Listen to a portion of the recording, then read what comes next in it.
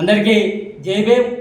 నేడు 76వ గణతంత్ర దినోత్సవం సందర్భంగా అందరికీ గణతంత్ర దినోత్సవ శుభాకాంక్షలు తెలియజేసుకుంటూ ఆగస్టు 17 మన 1947 ఆగస్టు 17 మనకు స్వతంత్రం వచ్చింది. కానీ ఒక భారత రాజ్యాంగం మనకు ఒక అమల్లో ఉండాలనే ఉద్దేశంతో 1950 జనవరి 26 నుంచి వెళ్ళి డాక్టర్ బాబాసాహెబ్ అంబేద్కర్ గారు రాసినటువంటి భారత రాజ్యాంగాన్ని అమల్లోకి రావడం జరిగింది. భారత రాజ్యాంగంతో అన్ని వర్గాల ప్రజలకు ఇలా న్యాయ సమన్యాయం జరగాలి, భారత రాజ్యాంగం యొక్క ఫలాలు అందరికీ అందాలనే ఉద్దేశం ఉండేది. కానీ ఈ అగ్రవర్ణ పాలకుల చేతులలో మరి యొక్క భారత రాజ్యాంగాన్ని పూర్తి స్థాయిలో అమలు చేయలేకపోతారు. నేటికి 76 సంవత్సరాలు అయినా కూడా ఇల్లు లేనటువంటి పరిస్థితులు ఉన్నాయి, మరి కట్టుకోవడానికి గుడ్డ లేనటువంటి పరిస్థితులు ఉన్నాయి, నిరుద్యోగం పెరిగిపోతుంది.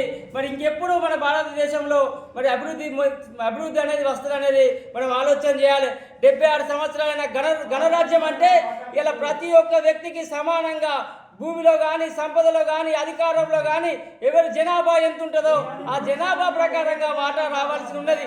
కానీ ఆ వాటా రాకుండా కేవలం 5%, 10% జనాభా లేని ఆధిపత్య వర్గాలే ఇలా మరి అధికారంలో, సంపదలో, భూముల్లో అన్ని రంగాల్లో వాళ్ళే ఉన్నారు. మరి యొక్క గణరాజ్యం అనేది ఏర్పడాలంటే కేవలం బహుజన వర్గాలు అధికారంలో ఉన్నప్పుడు మాత్రమే గణరాజ్యం ఏర్పడుతుంది. కాబట్టి 100% ఉన్నటువంటి పేద వర్గాలు ఆలోచన చేయాలి.